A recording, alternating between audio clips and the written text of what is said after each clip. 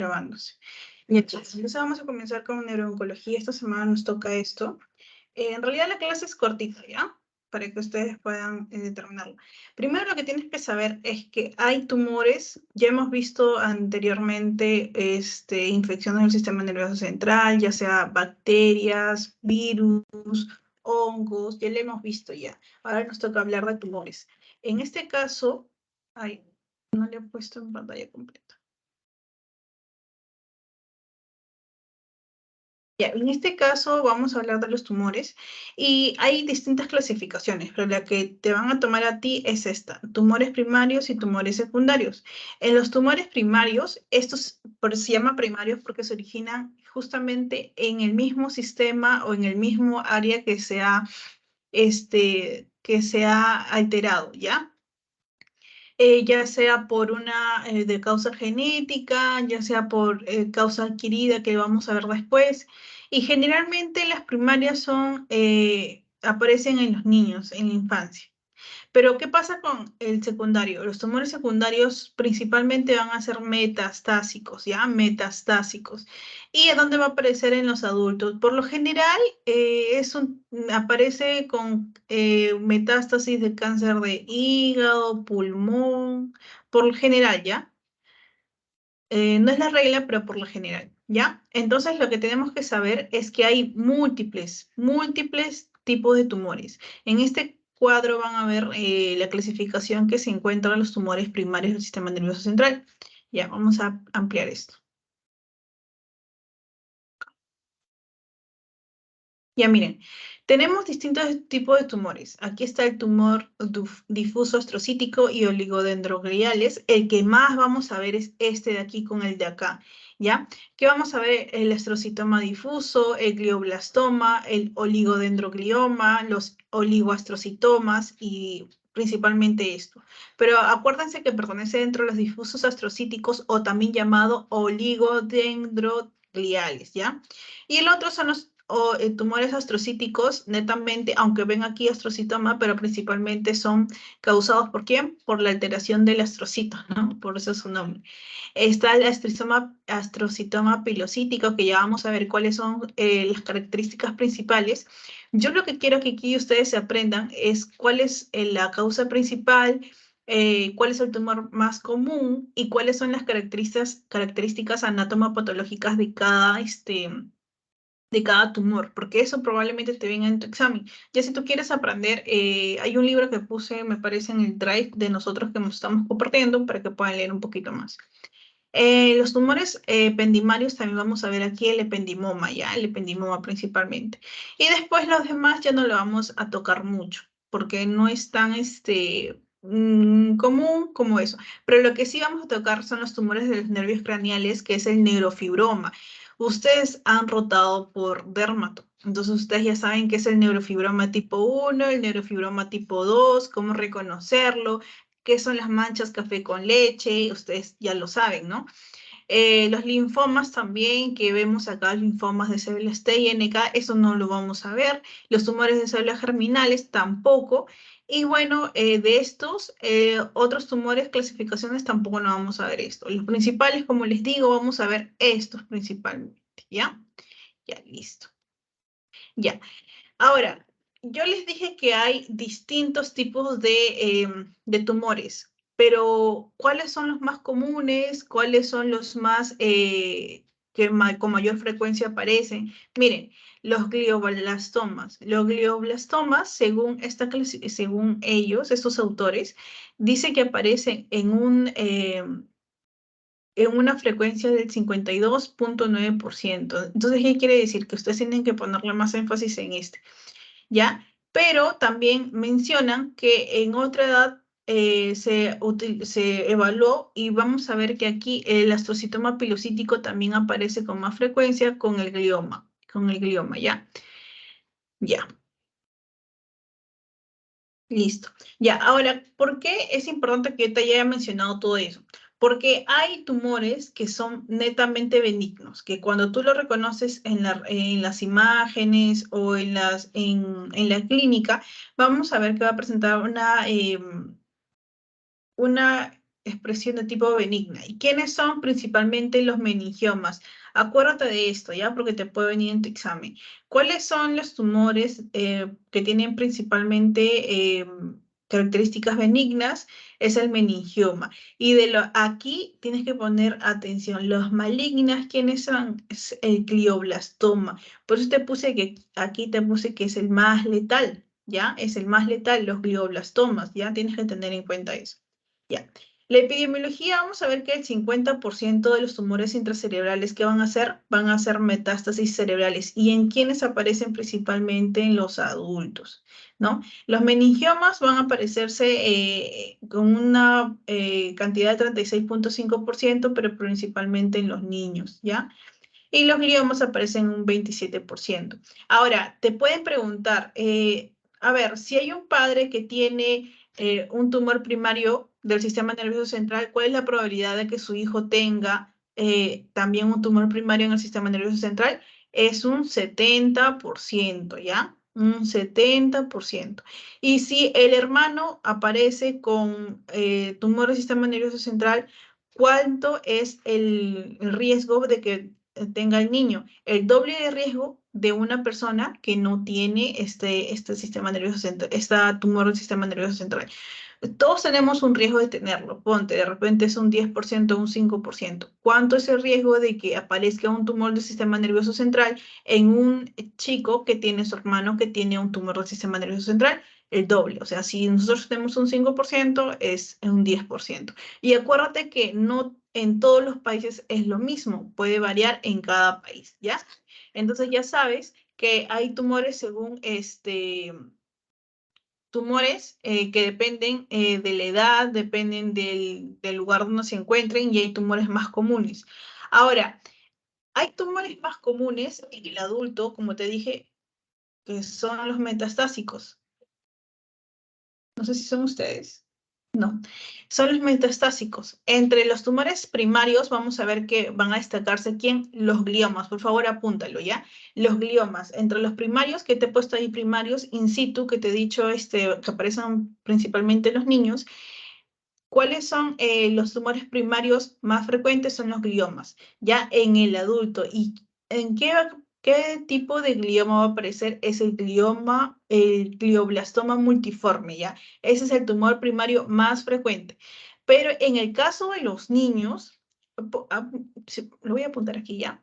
En el caso del adulto, aquí lo voy a apuntar para que no te olvides. En el caso del adulto, el tumor más frecuente es el glioblastoma. Pero en el caso del niño, en el niño, o sea, los problemas más frecuentes que va a aparecer primero son las leucemias en los niños. Y después de las leucemias aparecen justamente estos tumores, ¿ya? Entonces, en los niños, tumores del sistema nervioso central. En los niños, los tumores del sistema nervioso central, si bien no son tan comunes, pero justamente les sigue después de las leucemias, ¿ya? Ahora, ¿en dónde van a aparecer? Por lo general, en el adulto va a aparecer supratentorial, ¿ya? En el adulto aparece supratentorial. ¿Qué significa supratentorial? Lo que pasa es que supratentorial significa que va a aparecer justamente en la parte superior tentorial.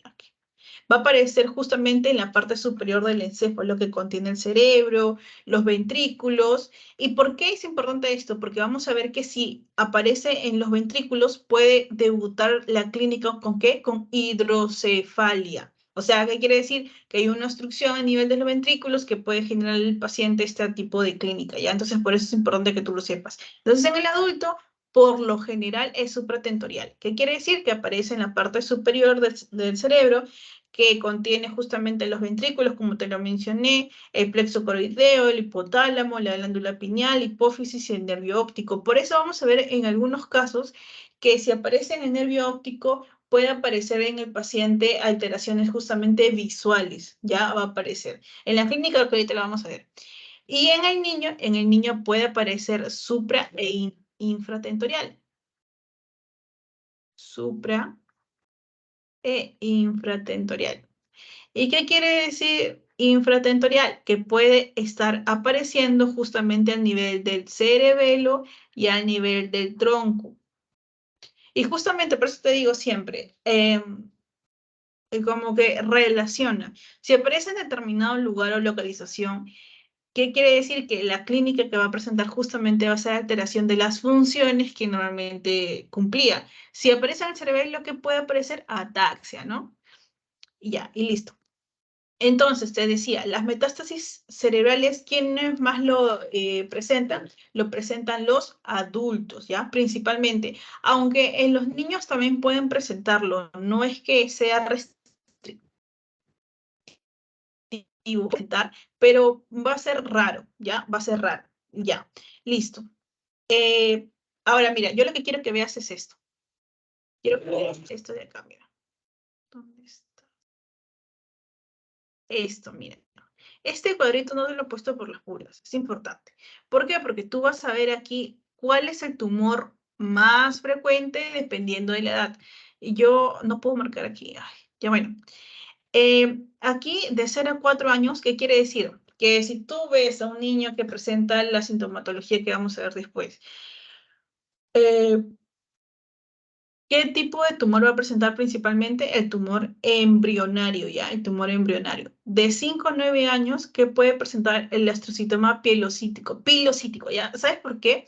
Porque ponte que te pongo un caso clínico de un niño que presenta esto y que en las imágenes ves esto y que ves las características anatomopatológicas, principalmente la más común. No te lo digo porque te lo voy a decir después, ¿ya?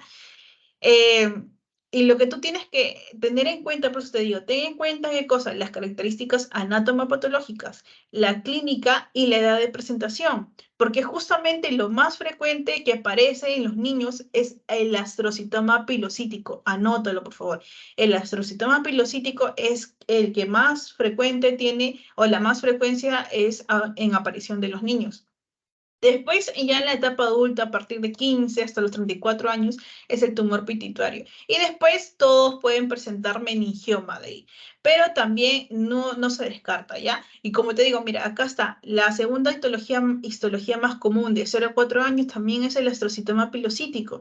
Y también en los niños, que puede aparecer, como te dije, es letal, es el glioma maligno que puede presentarse, ¿ya? Entonces, analízate este cuadrito porque yo no te lo he puesto por las puras, ¿ya? Listo, listo. Ya mira, te decía que hay características que pueden deberse a la misma alteración. Vamos a ver que van a aparecer alteraciones genéticas, tipo de herencia que vamos a ver aquí, que te indican a ti que probablemente tenga un tipo de alteración o que tenga más riesgo de presentar el tumor en el sistema nervioso central.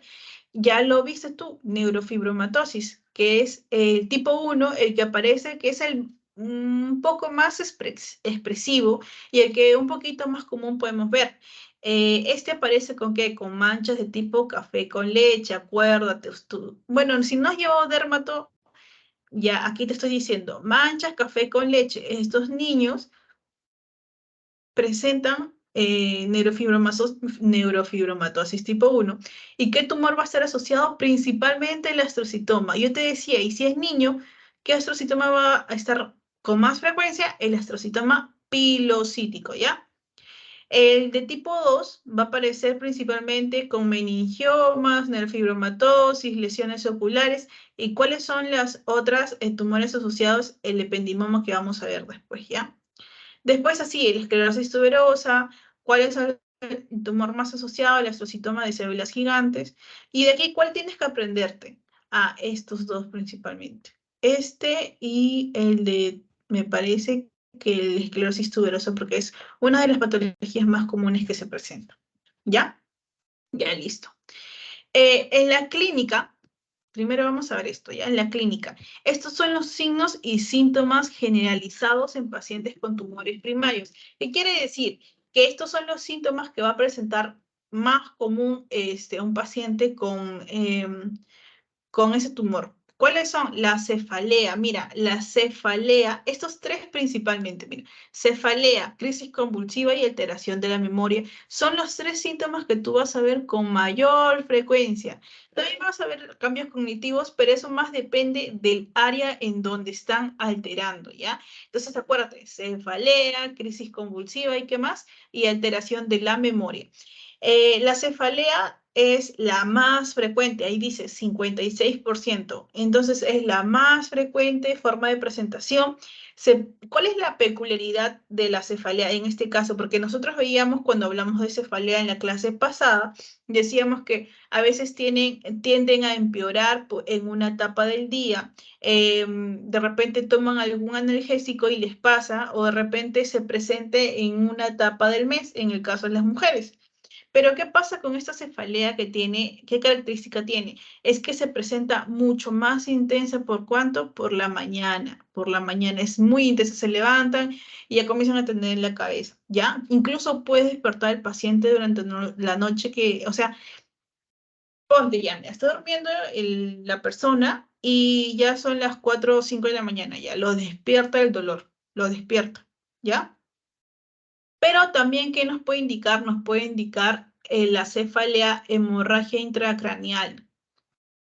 Hemorragia intracraneal o también una focalidad neurológica. Yo te decía que era focalidad. Focalidad indicaba al paciente o nos indicaba a nosotros que el paciente ya tenía una lesión a nivel del sistema nervioso central, ¿ya? El otro son las crisis convulsivas. Por lo general, estas crisis convulsivas se dan porque la alteración que está generando el tumor se dan en las áreas principalmente epileptogénicas. ¿Y cuáles son los tumores que dan mayormente crisis convulsiva? Son principalmente oligodendroglioma. ¿Quién más? El gangliositoma y la metástasis, ¿ya? ¿Por qué? Porque puede ser que, no sé, inició una alteración a nivel astrocítico. ¿Y qué pasa? Se puede metastizar y llega justamente a las áreas epileptogénicas que generan esta alteración. El otro es la alteración de la memoria, que justamente si se da en las áreas supratentoriales que te mencionaba, justamente ahí se encuentra el hipocampo que puede generar justamente las alteraciones de la memoria en este paciente.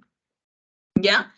Ya, listo. También están los cambios cognitivos que depende también en dónde se da, puede darse en el área frontal y puede generarle al paciente también esas alteraciones.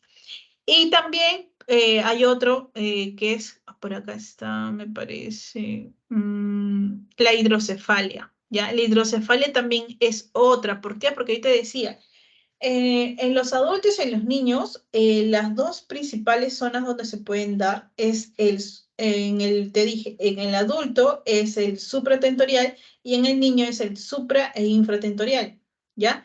Entonces, te puede dar en el supratentorial, que justamente está tapando, ¿qué cosa? Los plexos corideos, los ventrículos, y esto puede darte la hidrocefalia, que justamente se da en los tumores de tipo supratentoriales e infratentoriales, ¿ya? Pero ¿qué pasa? Que te puede dar también en los infratentoriales. Te dije en los infratentoriales que está el cerebelo y el tronco, pero te puede dar en los infratentoriales ¿cuándo? Cuando tiene comunicación ¿con quién? Comunicación con los ventrículos, ¿ya? Ahí te puede dar en este caso, porque no es restrictivo, ¿ya? ¿Y cuáles son los tumores principalmente que van a generar hidrocefalia? Es el meduloblastoma, ¿ya? Que es principalmente, va a debutar, el meduloblastoma debuta justamente con hidrocefalia, ¿ya? Porque obstruye justamente la circulación del líquido cefalorraquídeo. Lo obstruye, ¿ya? Ya.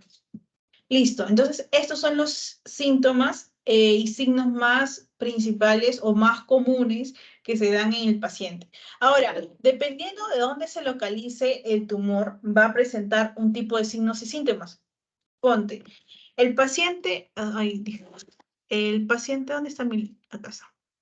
El paciente que presenta una alteración justamente en el lóbulo frontal, ¿qué va a presentar? Va a presentar cambios de la personalidad, alteraciones de la marcha, demencia, afasia motora, debilidad contralateral. Acuérdate que la debilidad contralateral, ¿por qué es debilidad contralateral? Porque hay una decusación, ¿te acuerdas? Si hay una alteración en el nivel izquierdo, ¿dónde lo presenta? En el nivel derecho, ¿ya? También hay una alteración a nivel del lóbulo parietal. Cuando el tumor se localiza en este nivel, va a aparecer en el paciente una afasia sensitiva, hemianoxia, desorientación espacial. Lo que es en el lóbulo temporal, como te decía, hay más zonas epileptogénicas. Por eso es que en el paciente va a presentar, ¿qué cosa? Crisis convulsiva, ya sea focal, te decía, en una zona o generalizada, ya cuando es a nivel de todo el sistema nervioso central, ¿ya? A nivel occipital puede generar una hemianoxia contralateral en el paciente. Por lo general, hemianoxia, bueno, tú lo sabes, ¿no? Hemianoxia es cuando hay alteración pupilar, en el caso, por ejemplo, si se encuentra alterado el nivel, o sea, si hay una alteración a este nivel, puede presentarse una midriasis y una miosis en los diferentes ojos, ¿ya? Por eso se dice mianoxia contralateral. En el tálamo, si se presenta esto, va a aparecer alteraciones contralaterales también, cambios de comportamiento. Y en el cerebelo, justamente a nivel infratentorial, cerebelo, tallo cerebral, justamente se va a presentar ataxia, nistagmus en el paciente, ataxia también a nivel de tallo cerebral, alteraciones pupilares, disfunción autonómica y cambios en el patrón de la respiración. Acuérdate que en el tallo cerebral que se encuentra el centro cardiorrespiratorio y en los pacientes pueden sufrir este tipo de cambios de patrón en la respiración, ¿ya? Ya, listo. Hay factores de riesgo. ¿Cuáles son? Los síndromes neurocutáneos. Ya te lo explicaba yo. ¿Cuáles son los síndromes neurocutáneos? Como por ejemplo la neurofibromatosis. Justamente son trastornos que se presentan a nivel neurocutáneo y se caracterizan por la presencia de alteraciones ectodérmicas, principalmente donde en la piel y el sistema nervioso central, y ahí estamos viendo la neurofibromatosis de tipo 1, ¿ya? Y la tipo 2 también, ¿ya? Entonces son alteraciones justamente que se presentan y bueno, ya, te pueden hacer sospechar, como te digo, de que presente mayor cantidad de riesgo de hacer un tumor a nivel del sistema nervioso central, ¿ya? Ya, listo.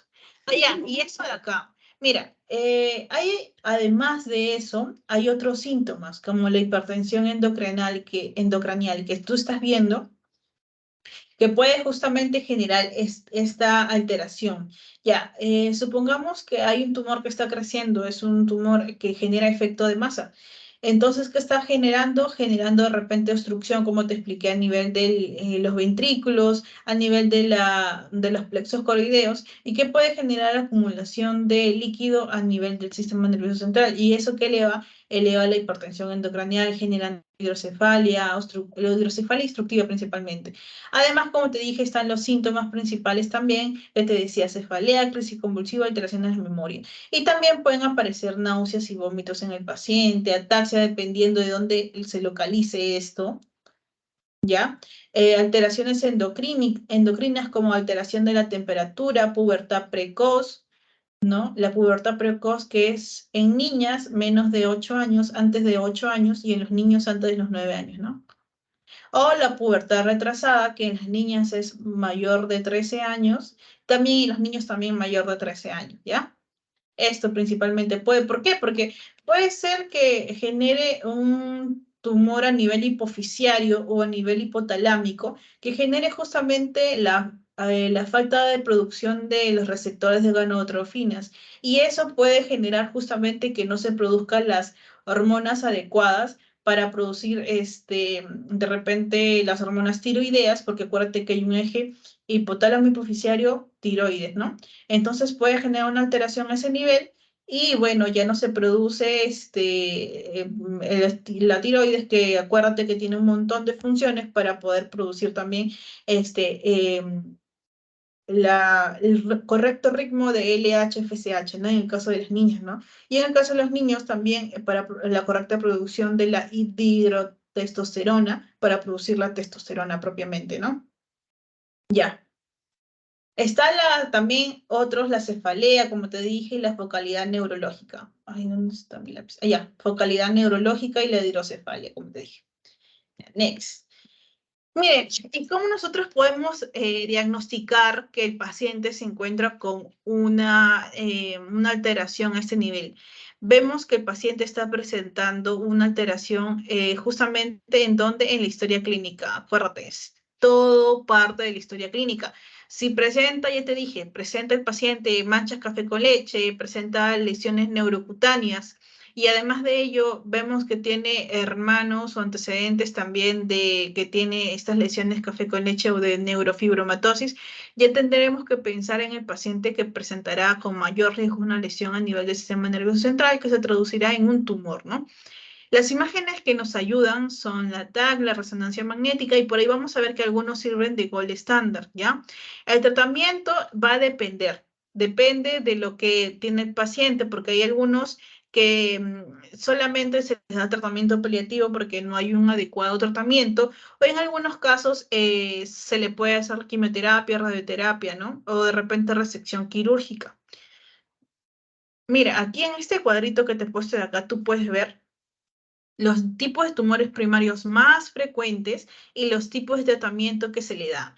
Por lo general, vamos a ver que en el astrocitoma, el glioblastoma multiforme, que es el que vamos a ver aquí, ¿qué más? El ependimoma, ya, bueno, el astrocitoma no infiltrante. ¿Cuáles son el tratamiento principalmente quirúrgico y qué más? Radioterapia.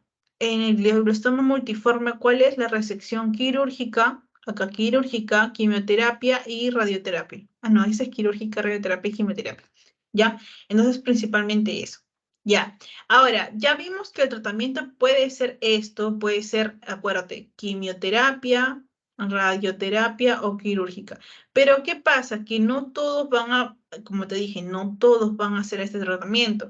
¿Y quiénes sí? ¿Quiénes pueden decirte, vamos a dar este tratamiento o quiénes no? Solamente hay que dar el tratamiento paliativo. Acá está el pronóstico. ¿Quién te dice que hay un buen pronóstico?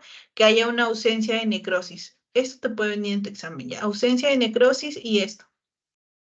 Si el paciente no genera necrosis, es un buen pronóstico, obviamente, porque acuérdate, las necrosis que son áreas infartadas, ¿no? En el cual esto de acá, por eso veíamos la zona de penumbra y la zona del core. ¿Te acuerdas que la zona del core anteriormente cuando veíamos DCB, ¿se acuerdan?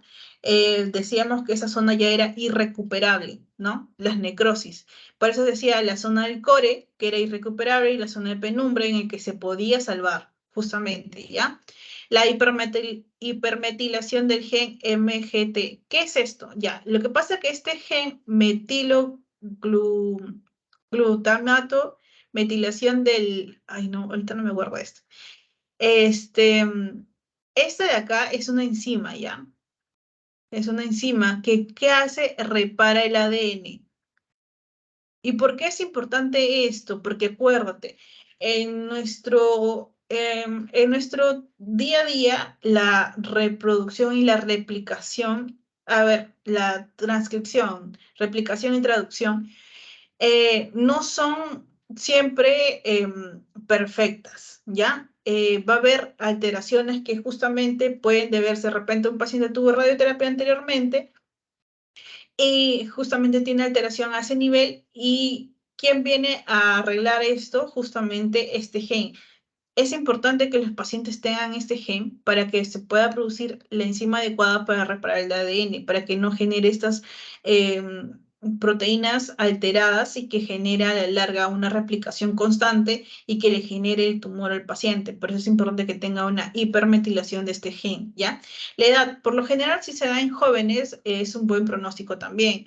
La extensión del tumor, si se ha extendido, por lo general, o sea, se ha sacado todo el tumor al momento de la resección quirúrgica y ha quedado un poquitito nada más de tumor residual, se puede dar un buen pronóstico. ¿Por qué? Porque, mira, si se hace resección quirúrgica al paciente, todo el tumor, y se ha quedado solamente, porque acuérdate que a veces no se puede sacar todo porque hay zonas que están comprometidas, y queda solamente unas pequeñas zonas, o mayor, menos cantidad residual, ahí justamente es que viene la quimioterapia y la radioterapia, que justamente estas zonas que han quedado residuales las puede eliminar. Ya por eso, a mayor remoción del tumor es un buen pronóstico.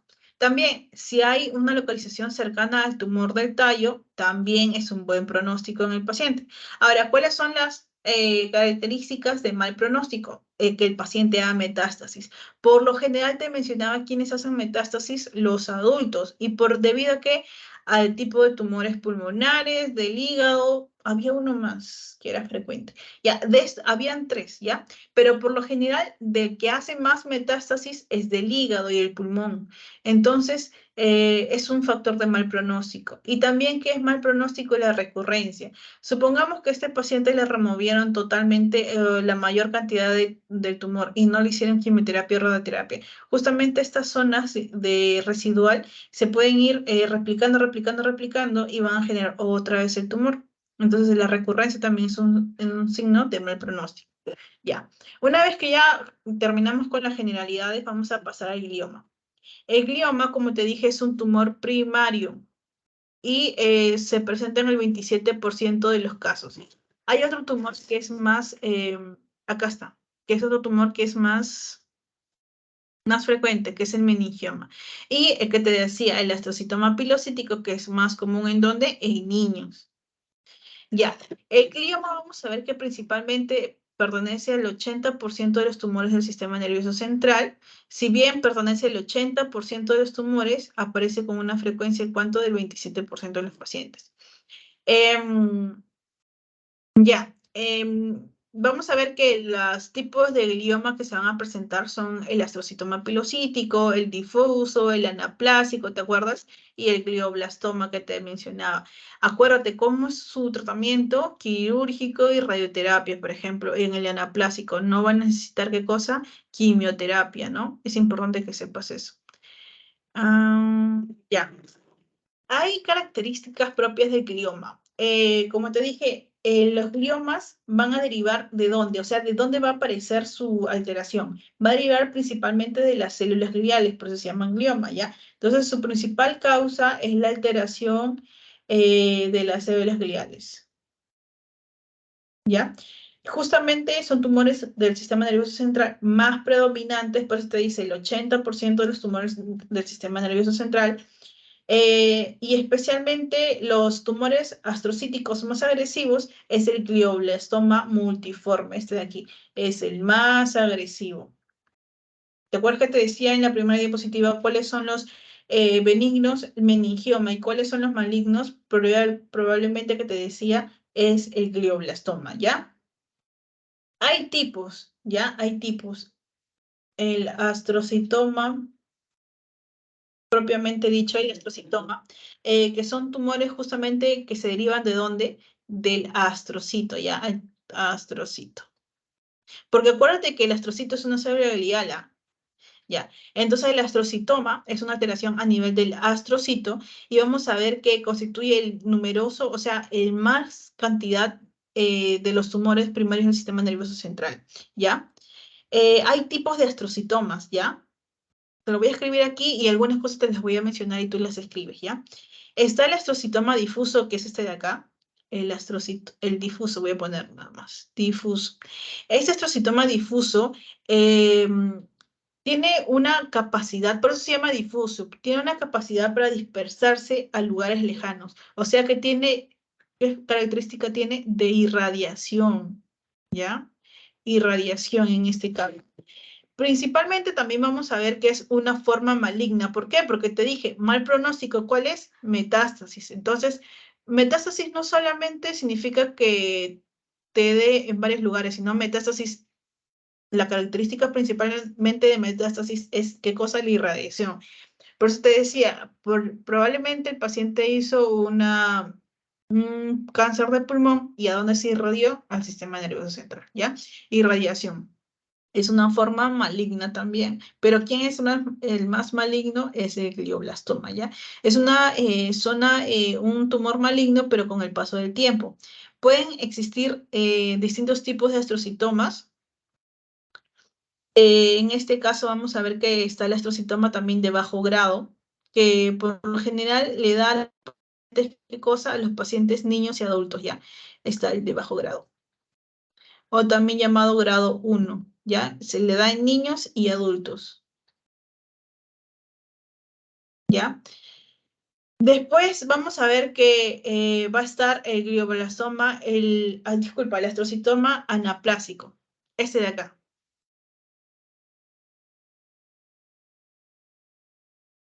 El anaplásico. Por lo general, vamos a ver que aparece principalmente en los pacientes de 40 años y vamos a ver que estos anaplásicos no captan contraste, ¿ya? Vamos a ponerle aquí negativo, ¿ya? No captan contraste, ¿ya? Principalmente. Y después vamos a ver al glioblastoma que te decía, el glioblastoma multiforme. Este glioblastoma multiforme tiene, a ver, este difuso pertenece al grado 1, ¿ya? Grado 1. Por eso, o sea, son malignos, pero se hacen malignos con el paso del tiempo, no es tan maligno como un glioblastoma. El anaplásico que pertenece al grado 2, ¿ya? Grado 2. Y el glioblastoma pertenece al grado 4. Por eso te dije, es el más maligno, es el glioblastoma multiforme. ¿Dónde es más frecuente? El glioblastoma multiforme es más frecuente en los adultos, ¿ya? En los adultos es más frecuente. ¿Y qué pasa con este glioblastoma que tiene una particularidad que en las imágenes va a aparecer un realce en anillo? Un realce en anillo, vamos a ver. ¿Y cuál es el realce en anillo que te estoy hablando? Es este, mira. El realce en anillo en estos pacientes que tienen glioblastoma multiforme, ¿ya? Ya. Y eso es lo principal que tú tienes que saber en estos pacientes, estas características, ¿ya? Ahora, vamos a ver la clínica. La clínica principalmente, como te dije, ¿cuáles son los síntomas más comunes? La cefalea, los cambios de visión, los vómitos también. Pueden aparecer crisis convulsivas, porque te dije que también es otro de los síntomas más comunes, pero siempre y cuando se haya irradiado, en este caso, por ejemplo, el difuso puede aparecer con crisis convulsivas, se haya irradiado justamente a donde las zonas epileptogénicas que pertenecen justamente en el lóbulo temporal, predominantemente, ¿ya? En el caso de que sea un glioblastoma, o no, disculpe, un ostrocitoma avanzado, como por ejemplo el difuso. ¿Por qué te digo el difuso? Porque el difuso se puede irradiar, pero justamente ¿dónde va a dar malignidad? Da malignidad cuando a largo plazo, no da malignidad como el glioblastoma que da al momento, ¿ya? Eh, el, el difuso, como te dije, presenta malignidad a largo plazo. ¿Y cómo se presenta con cambios de personalidad, justamente crisis convulsivas? Ya este astrocitoma difuso se irradió, pero también puede darte crisis convulsivas aquí en el glioblastoma, ya el glioblastoma. ¿Por qué? Porque justamente si presenta esta alteración o esta imagen de realce en anillo, eso por favor anótalo, porque te puede venir en tu examen. Es una característica del glioblastoma, el imagen en realce en anillo, ¿ya? Puede presentarse qué cosa, crisis convulsivas y también focalidad neurológica, ¿ya? En el caso del diagnóstico se puede utilizar la resonancia magnética, pero también se puede utilizar la espectroscopía. Vamos a ver por lo general que en estos tumores van a presentar altos tipos de colina y bajo tipo cantidad de N-acetil aspartato. Es por eso que sirve utilizar la espectroscopía para poder analizar ello, ¿ya? Otros marcadores son el aumento de los formadores de colonia, de crecimiento, por eso estás viendo EGFR, también la biopsia estereotáxica, que es el gold estándar, pero te vas a dar cuenta que es algo muy caro y que muy pocas personas la van a poder determinar. Por eso es que es importante que tú determines esa imagen en realce en anillo para poder, y más encima de la clínica, ya tú puedes determinar que se trata de un glioma, ¿no? El tratamiento por lo general de un glioma va a ser la extirpación, o sea, se extirpa, se da radioterapia y quimioterapia, o sea, sacan el tumor, lo remueven, después le dan radioterapia y quimioterapia, ¿ya? El pronóstico es importante, ¿por qué? Porque el tratamiento por lo general se da a los 7 a 10 años y va a depender de qué, del grado histológico que se encuentra. Como yo te decía, hay de grado 1, grado 2 y grado 4. Un glioblastoma por lo general es muy maligno y tiene muy mal pronóstico, mientras que un astrocitoma difuso va a tener un mayor pronóstico, un buen pronóstico, disculpen, un buen pronóstico, porque acuérdate, es difuso, pero acuérdense que si lo encontramos en una edad muy tarde, o sea, no le hacemos el diagnóstico precoz, va a tener un pronóstico de malignidad, ¿ya? Ya, listo, creo que es todo, ya. Sigamos con esto. Sigamos con el glioblastoma. El glioblastoma también es otro. Este de aquí es más letal. Yo te estoy acá. A ver, el glioma. Este de aquí, estoy hablando más del glioblastoma ya. En este de acá. Estoy hablando más de él ya. Acá. Es el más letal. ¿De qué depende? O te decía, ¿cuál es la causa? Y los demás eran alteraciones de las células gliales. En el caso de los astrocitomas, te decía que era una alteración ¿de quién? De los astrocitos. En este caso, los astrocitos que vamos a encontrar aquí va a ser astrocitos poco diferenciados. ¿Ya? ¿Dónde está el relación anillo aquí? Ya no está. Ya. El astrocitoma, aquí vamos a ver de dónde pertenece en los astrocitos, células astrocíticas poco diferenciados. Acuérdate que cómo va a ser el crecimiento infiltrativo. Si el crecimiento es infiltrativo, ¿qué significa? Que se va a irradiar, ¿ya? Donde principalmente predomina en los lóbulos frontales. Y si predomina en los lóbulos frontales, ¿qué características te va a dar? Te va a dar, de repente el paciente va a presentar alteraciones cognitivas, cambios de personalidad, alteraciones visuales también. Y principalmente, ¿qué predomina? Tiene unilateral, ¿ya? Esta es la patología que tiene proliferación vascular, actividad mitótica, muy alta actividad mitótica, trombosis vascular que puede generar, porque va a generar alteración de los astrocíticos poco diferenciados, y también va a tener un crecimiento invasivo. Acuérdate que tiene un crecimiento, ¿qué tipo? Infiltrativo difuso, ¿ya? Por favor, acuérdate de eso, porque el glioblastoma es el más letal, por eso me he dado el tiempo de ponerte un cuadrito aparte. ¿Cuál es el diagnóstico? Se hace mediante la resonancia magnética. Acuérdate cuál es la imagen que se va a hacer, se va a ver la imagen captada en anillo, ¿ya? No, por eso se dice nódulos isointensos con una hiperintensidad alrededor, ¿ya? El pronóstico tiene un mal pronóstico, acuérdate porque es letal, tiene menos del 30% en los pacientes que tienen diagnóstico al año, menos del 26% a los 2 años y menos del 5% a los 3 años, ¿ya? O sea, la tasa de vivencia, pues, ¿no? La tasa de sobrevivencia. ¿Cuánto vive en un año? Menos del 30%. Más de 2 años, menos del 26%. Y más de 3 años, el menos del 5%. ¿Ya? Ya. Vemos el otro, que es el oligodendroglioma, que es el más epileptogénico. ¿Por qué? Porque se puede irradiar y puede justamente, entonces, ¿dónde se puede poner tanto en los lóbulos frontales como temporales, ¿ya? Tiene un crecimiento más lento, por eso no es tan maligno como el glioblastoma, que sí tiene un crecimiento rapidísimo. Este tiene crecimiento en donde en la sustancia blanca de los hemisferios. Por eso se llama oligodendroglioma. Oligodendroglioma. ¿Por qué? Porque crece justamente en la sustancia blanca de los hemisferios, ¿ya? ¿Dónde crece principalmente? En los lóbulos frontales, pero también crece en los lóbulos temporales. ¿Por qué? Porque se irradia, ¿ya? A pesar de que tiene lento crecimiento, también se puede irradiar. Ya, como te dije, si es más epileptogénico, ¿cuál es la clínica? Principalmente crisis convulsivas focales, ¿ya? Cefalea, porque la cefalea es el síntoma más común que se puede presentar, ¿ya?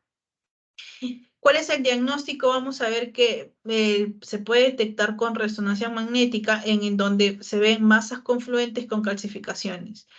A ver, me parece que es este de acá. Mm, Ya, es este de acá, miren. Este de acá. Son zonas confluentes, masas confluentes. Acá está la masa confluente con calcificaciones, miren. ¿Ya? Estas son las calcificaciones que se ven en el paciente. ¿Ya? Ahora, ¿por qué te he puesto esto? Miren, no sé si se han dado cuenta, pero aquí yo puse un cuadrito chiquito, solamente para el que lee. Miren, aquí te he puesto las características anatomopatológicas más frecuentes de cada tumor. Del oligodendroglioma que estamos viendo ahorita, ¿cuál es su característica anatomopatológica? Las células en huevo frito.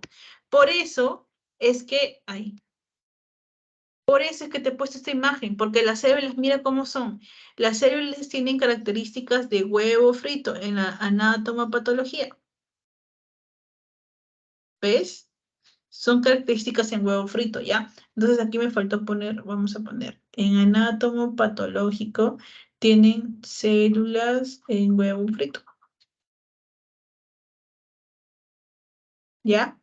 El tratamiento principalmente va a estar nada más en resección quirúrgica y radioterapia. Acuérdate que tiene un lento crecimiento, ¿ya? Y además que medicamentos le puedes dar la procarbazina, ¿ya? Y la mustina también, ¿no? Ya. Principalmente eso yo quiero que veas. Aquí también está, mira, una masa confluente con calcificaciones. Calcificaciones. ¿Ya? Listo, listo. Y pasamos a la última diapositiva. ¿Ya? Lo que yo quiero que veas aquí es el meningioma. El meningioma, por eso te lo puse así en rosado, es el primero, el más común, ¿ya? Es el más común. ¿Dónde aparece principalmente las células aracnoides de la meninges? Aquí aparece la alteración, ¿ya? En las células aracnoideas de las meninges, por eso se llama meningioma, ¿ya? Y acuérdate que te decía que habían dos capas, principalmente la pía madre y la aracnoides que pertenecen ¿a dónde? A la lectomeninges. La dura madre no, era una paquimeninge, me acuerdo que te mencionaba. Es una lectomeninge. ¿Ya? Estos son los más frecuentes, pero que tienen características de benignidad. Entonces, si le encuentras, si tú sabes que no tiene de repente las RADs en anillo, no tiene en la anatomopatología, las células en huevo, creo que te decía, este, entonces puedes descartar eso y puedes detectarle un meningioma a un paciente y mira que tiene un buen pronóstico. Entonces, puedes generarle en verdad más calidad de vida al paciente, ¿ya? Por lo general, en donde se encuentran los pacientes de 20 a 60 años, pertenece al 34% de tumores del sistema nervioso central y pertenece principalmente a donde aparece en las mujeres. Tienen crecimiento lento, por eso también se dice que son benignos, a diferencia del anterior, que veíamos que también tenía crecimiento. ¿Qué característica tenía? Que irradiaba, ¿no? ¿Dónde crecen? Crecen en forma convexa, en la convexidad, aquí, ya principalmente, ¿ya? El tratamiento principalmente es quirúrgico, pero no solamente va a aparecer a este nivel, puede aparecer a nivel parasagital, mira, o puede aparecer en la hoz del cerebro, o puede aparecer en el surco olfatorio, en el supracelular también. No tiene una zona específica como el anterior que podía aparecer en el área frontal o temporal, porque era más epileptogénica, ya yo te decía. En este caso, el diagnóstico se va a basar en la radiografía de cráneo y vamos a hallar qué cosa, vamos a hallar justamente estas alteraciones del tumor. Ahora, mira, te pregunto yo, ¿esta zona genera, ¿cómo se dice esto? Masa, o sea, genera una desviación de la zona media de los hemisferios, no, no lo genera, y por eso es que no tiene la clínica probablemente de qué, de crisis convulsivas, ¿ya? Ya, después está, también le puedes hacer una TAC con o sin contraste en los pacientes. La cirugía, vamos a ver qué es localización por lo general. Mira, por lo general se encuentra en la área cortical y en la hoz del cerebro. Aquí. En el área cortical se puede hacer una resección total, pero ¿qué pasa? Que hay zonas que se pueden hacer en la base del cráneo que no es posible. ¿Por qué? Porque pueden tener compromiso de las zonas durales y además que puede tener alteración del tronco encefálico, que yo te decía que es muy importante porque de ahí justamente salen irradiaciones de pares craneales y además que sale, ¿qué más? Tiene el centro cardiorrespiratorio. Por eso es que es importante que dónde está la localización, ¿ya? También la radioterapia en estos casos ¿qué se le puede hacer en estos casos que no se le puede remover? Se les hace radioterapia, ¿no? Se les puede hacer de repente una exéresis parcial, no total como en la localización de la cortical y los del cerebro, y por lo general va a dar malignidad. ¿Por qué? Porque como se le hace exéresis parcial, te explicaba, se queda una parte del tumor y esto va a seguir replicándose, ¿ya? Después sigue el ependimoma, que es otro tumor benigno, ¿ya? El ependimoma, a ver, espérate, meningioma, acá está. Otra característica principalmente que tú tienes que ver para poder detectar esto de acá, en la anatomopatología que vas a encontrar justamente los cuerpos de Samoma que están aquí, ¿ves? Por si te preguntan, los cuerpos de Samoma.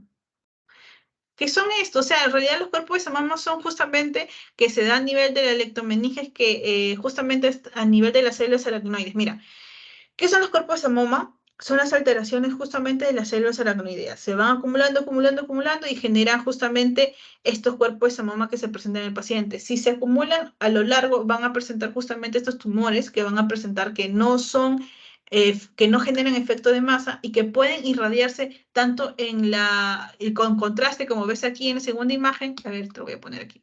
En la segunda imagen, o también sin contraste, como este de acá, como en la primera imagen, porque puede utilizarse el ataque sin contraste o con contraste. Acuérdate, ¿ya? Ya. Entonces ya, esa es la característica. En el ependimoma vamos a ver, aquí en esto no tiene característica principal. Ya, perfecto. Ya, en el ependimoma también es benigno. Vamos a ver que principalmente se presenta en los adultos, pero principalmente tiene la peculiaridad que se presenta justamente en la médula espinal. Por eso lo estás viendo aquí. Miren, médula espinal, ¿ya? Por eso vamos a ver que la localización principalmente en los adultos es en la médula espinal, acuérdate. La localización en donde se va a encontrar principalmente en el hemisferio cerebral. Aquí, mira, ¿ves? Estás viéndolo en el hemisferio cerebral y también donde en el piso del cuarto ventrículo. Ahora ya te pregunto, si se presenta en el piso del cuarto ventrículo, ¿cuál es la característica clínica que va a presentar? Una hidrocefalia, porque acuérdate, el cuarto ventrículo, ¿qué es? Es una zona donde circula el líquido cefalorraquídeo y si crece un tumor ahí, el paciente va a debutar ¿con qué? Con hidrocefalia. Por eso yo te decía, ependimoma tenga en tu cabeza hidrocefalia. ¿Por qué? Porque crece justamente en el piso del cuarto ventrículo o en el hemisferio cerebral y por eso la clínica que va a corresponder es la hidrocefalia. Y si presenta hidrocefalia, a la larga, ¿qué va a presentar? Un hipertensión endocranial. ¿Ya? Entonces, por eso, relaciona. La cuestión es que tú lo entiendas, porque si tú lo entiendes, no es una... ¿cómo se dice esto? No es un aprendizaje tipo memorístico. Lo que aquí es entenderlo, ¿ya? Más frecuente de 0 a 4 años en donde se presenta en el cuarto ventrículo. La localización principal en los adolescentes está en el tercer y en los ventrículos laterales, ¿ya? En el tercer ventrículo. Y en los adultos presenta en la cola de caballo y en los ventrículos laterales. ¿Te acuerdas que es la cola de caballo neuranato? ¿Te acuerdas? Es la zona más baja de la médula espinal donde ya se termina aquí y salen como unas irradiaciones. Eso se llama cola de caballo, ¿ya? Y en los ventrículos laterales. Ya, listo. La clínica va a depender de dónde se localice. Como te dije, si se presenta principalmente en los niños, ¿cómo van a debutar? Con hidrocefalia. Y también si se presenta justamente en la zona intraventricular, hidrocefalia, ¿ya? Ya, ya, el tratamiento va a ser quirúrgico, ya. Y el otro, que es el último, es el astrocitoma quístico, que es o también llamado pilocítico, que es el que se presenta más en donde en niños. Te pueden preguntar, ¿ya? Es el tumor más frecuente en la infancia y vamos a ver que la imagen, bueno, de 5 a 10 años, la imagen quística va a estar bien delimitada, ya, aquí por eso, la imagen quística va a estar bien delimitada. Eh, ¿Cuál es la característica anatomopatológica que se presenta aquí? Son las fibras de Rosenthal. ¿Ya? Te he dado como que 4 o 3 características anatomopatológicas que te pueden preguntar. Por favor, tenlo en cuenta, ¿ya? Todo lo que te he dado es lo más que te pueden preguntar y esto es un resumen de tu clase, ¿ya? Ya ni más. Ya, ya chicos. Entonces los dejo para que se vayan a celebrar el Día de la Madre. Y cualquier pregunta, ya lo saben, me pueden preguntar con tranquilidad en la semana. ¿Ya?